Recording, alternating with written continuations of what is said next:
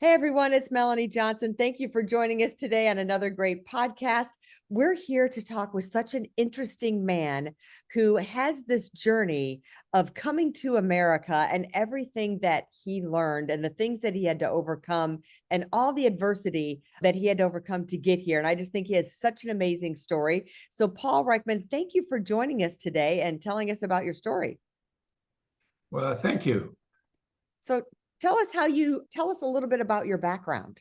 My background is I grew up in another country.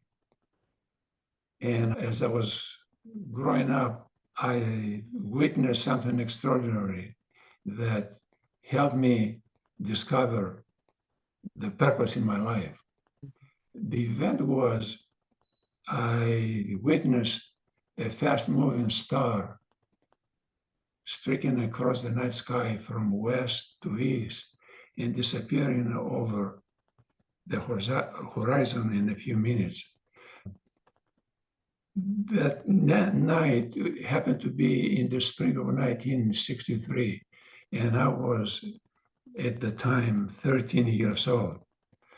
When I realized the bright star was an American satellite, my imagination rushed towards it, just like when the USS Enterprise takes off, zoom.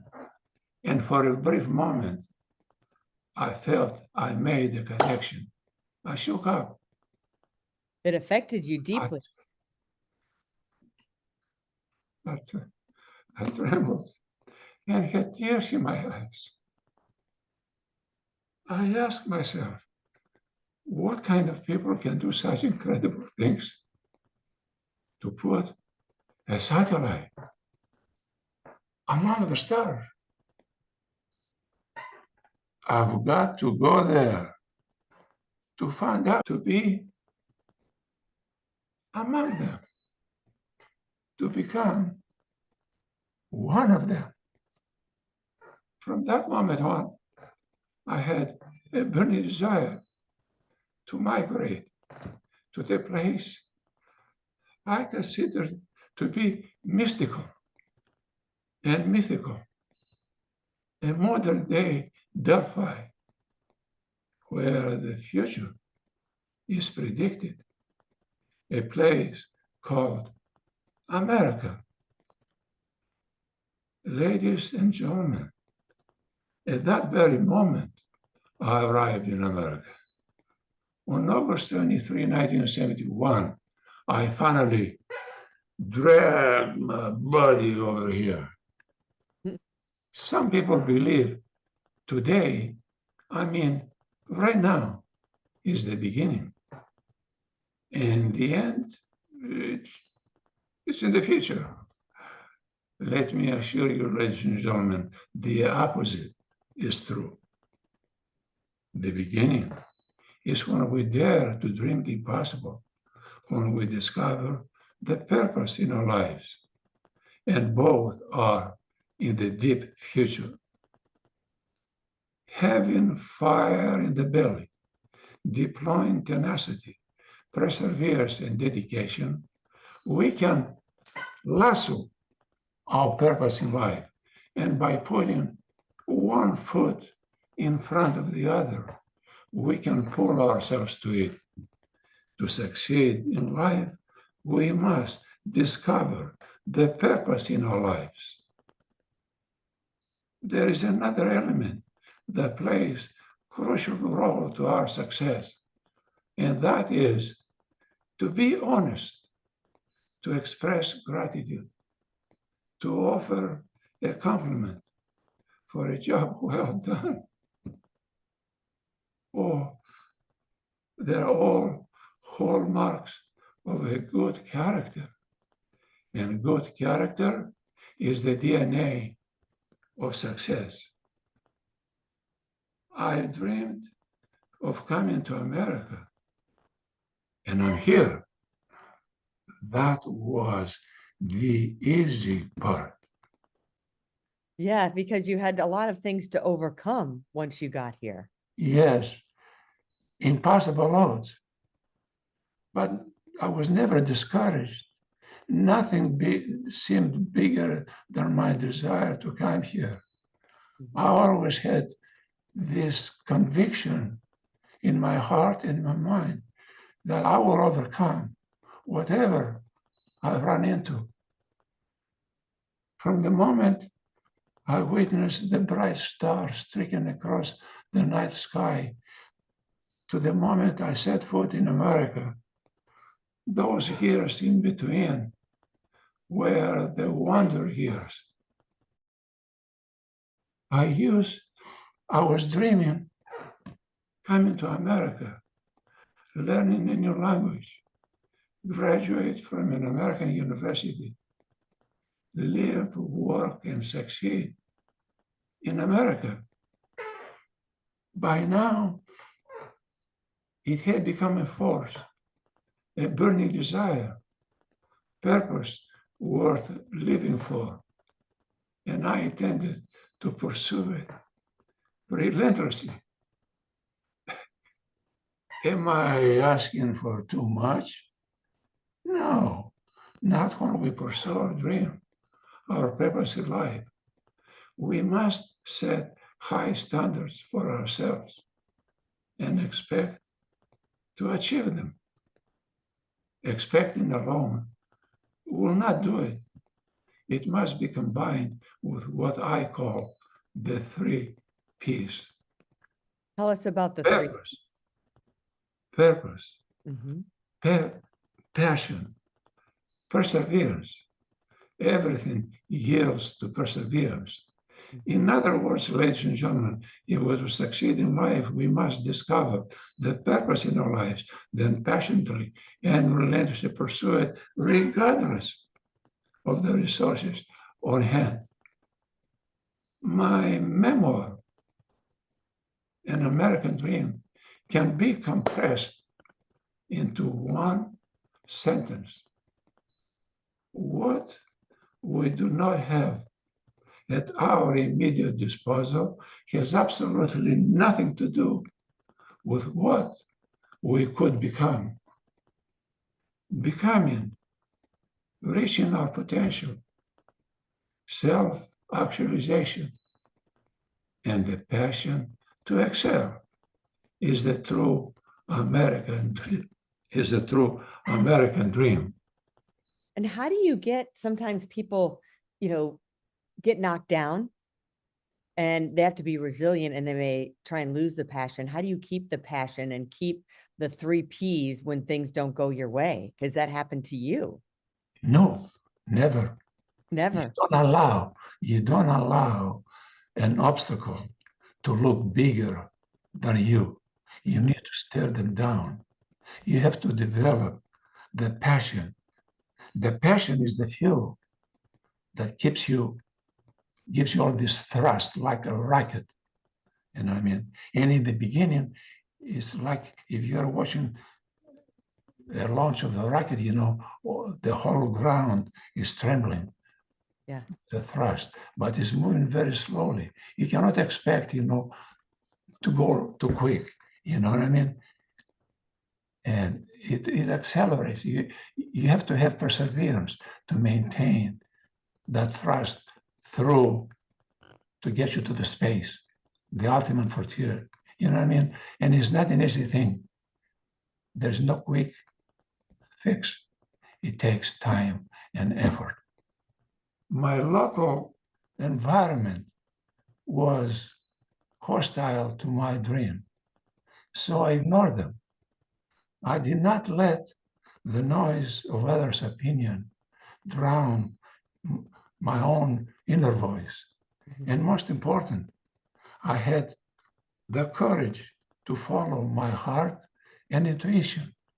They somehow already know what truly wanted to become. Everything else was secondary. Does this quote sound familiar to you, Melanie? The one that, no, I am not familiar. Not familiar. I adapted Stephen Jobs' keynote speech at Stanford University. He delivered the speech that will never be forgotten, imploring the graduates to, and I'm quoting, don't let the noise of others' opinion drown your own inner voice. And most important, have the courage to follow your heart and intuition. They somehow already know what you truly want to become. Everything else is secondary, unquote. I did not know at the time that I will be following Stephen Jobs' quote that took place 3.5 decades later. On your own journey. And I got emotional when I first heard it, you know, and I was playing the tape over and over again. I couldn't get enough of it. And I said, Stephen, your quote was for me. I've done it 3.5 decades earlier.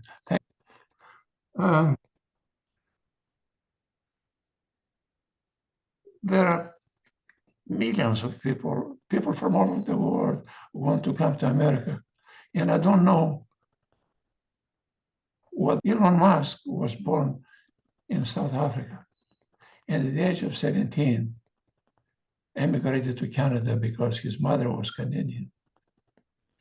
And he was chasing the American dream. But Canada is Canada. That is not the American dream. The American dream is in the United States of America. Mm-hmm. So he and his brother moved to California. And now we know who Elon Musk is. The magazine, GQ magazine, interviewed him in 2009 and asked him why he came to America. And here is his response. I'm going to quote him because I'm quoting him in my book anyway. America is where people like me need to go. That is where people like me have always gone. It is as true now as it has always been. Funny how people seem to have forgotten that. So me and Elon, both at about the same age, discovered the purpose of our lives. What separates me from Elon is a couple of $100 billion, you know. But Elon is extraterrestrial. Really, no one, it will never become another Elon again. In my book, is numero uno, as they say. And I'm happy that what he did and that you did were you followed your dream. Yeah, that's the connection, and I'm happy that I have something in common with Elon, just the dream, the American dream, you know what I mean? On August 23, 1971, I arrived in the United States of America without knowing a word of English or anyone, but I had the student visa. Now, how I got the student visa without knowing a word of English is a story by itself. I learned the English language from nothing to college level in 12 months. I received a bachelor's degree in political science with 21 hours in economics from the University of Kansas and graduated in 4 years with zero debt.